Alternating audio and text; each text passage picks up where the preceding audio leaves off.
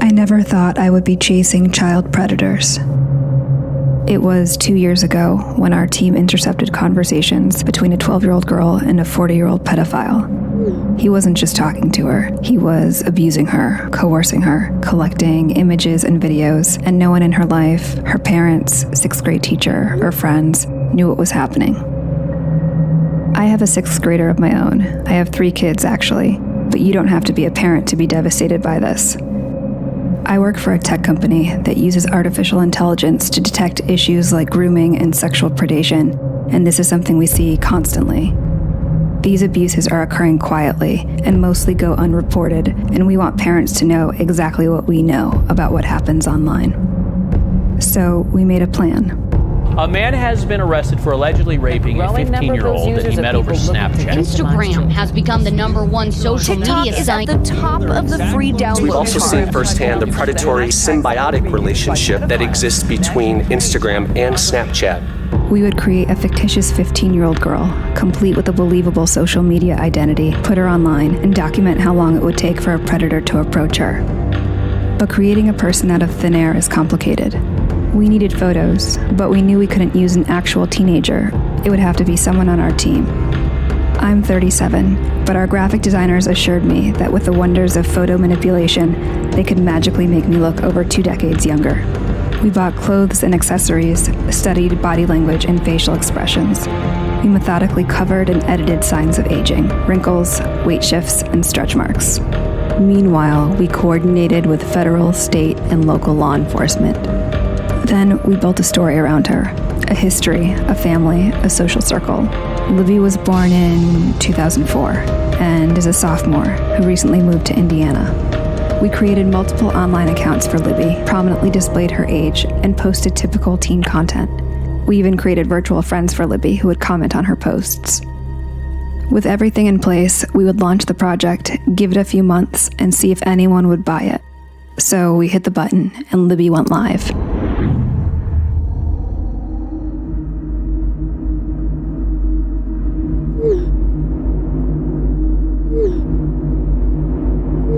Within the first hour of posting on Libby's accounts, 7 adult men contacted her. By the end of 9 days, that number was 92. The conversations ranged in severity from making sexual comments to sharing and requesting explicit photos and videos to manipulation and threats.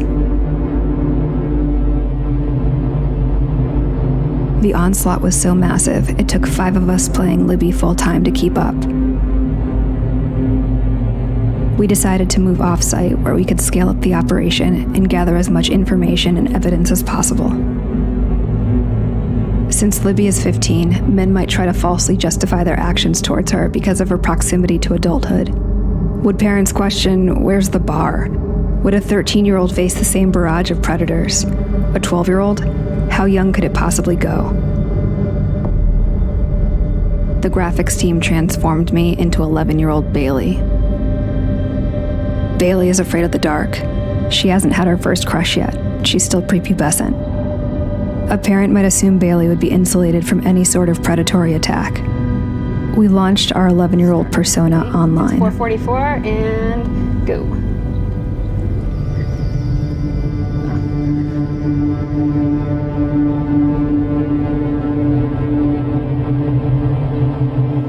One like from a guy whose profile photo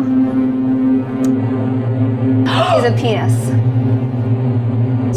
Let's say 1 minute and 7 seconds. We have a message request. Although 2 more requests just came in. How much time? 1 minute and 40 seconds? Yeah. How old are you? You go to the profile, you know that is a child. It also says in the profile that the child is in 6th grade. Another one. It's just lighting up, like the inbox is just boom, boom, boom, boom.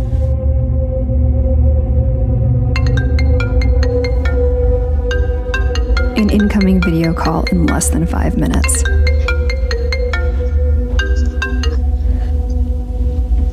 I can't see you. Don't be shy. They all say don't be shy. Few parents know just how dangerous these platforms are for so many kids, so we brought some on site so they could see for themselves. 11-year-old Bailey's persona was approached with an even more disturbing level of manipulation and requests.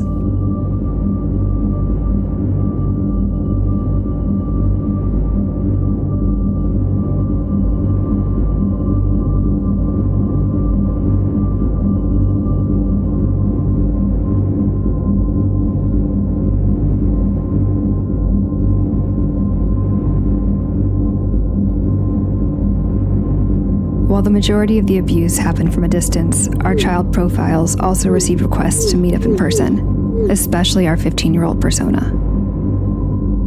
28-year-old Keith was relentless. Like the others, he took no issue with Libby's age. He shared explicit videos of himself. He treated the virginity of an underage girl as a prize to be stolen. It was a tough decision, but if Keith wanted to meet Libby in person, we would let him. We synced up with our law enforcement contacts, and within 24 hours, we were on the ground and ready to meet. We already had evidence of what he had done online, but was he willing to carry things out in real life? We knew 37-year-old me attempting to pass for 15-year-old Libby would be a challenge. But I would wear a hat, a lot of makeup, and a big sweatshirt, and see if he showed up.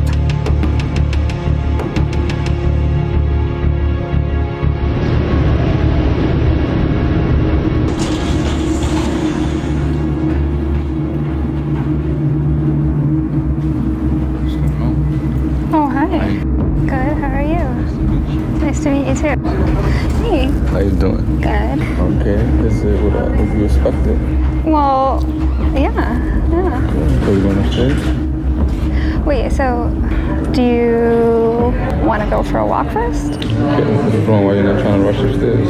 What was that? Why you're not trying to rush upstairs? I don't know. I'm a little nervous. Now let's go upstairs then. Don't be nervous. I've never done anything like this before, so I'm a little nervous. It's the first for everything. Yeah. Don't be. I'm not gonna rush you. We just go upstairs and talk. Okay. Have you ever? You wouldn't be shy. Are you okay with me being 15? I've never done it. Oh. But it's okay. I like to gentle, make you comfortable. I don't want to just get all the feeling and just, you know what I'm saying? Are you hungry? I'm trying to dodge it. Let's go upstairs. Cyber tips coming in from the National Center for Missing and Exploited. Bark turns over these potential child predators to the National Center for Missing and Exploited Children. Using the app has led to arrests like this one in Florida last year. The brutal reality is that a predator doesn't have to be in the same room, building, or even country to abuse a child. Libby and Bailey may not be real, but they represent countless children who are being sexually and psychologically abused, both online and in real life. I think about how I would have felt as a young, impressionable child. I would have kept the abuses to myself for fear of being shamed and blamed. I would have suffered with it, secretly and quietly. Hi, Mama. Hi, did you have a good day? Yeah. Mama? Yeah. I was wondering, so in 2 more days you're gonna come back? That's right. Okay. I love you. I love you too. Our work has led to numerous arrests, but it's a drop in the bucket. Our work, nor the work of law enforcement or legislation, will ever be able to protect children as well as engaged parents and guardians can. When asked, my advice for parents is to talk to your kids early and often, know what apps they're using and with whom they're communicating. When facing crisis, kids need a soft place to land. Make sure they know they can come to you for help.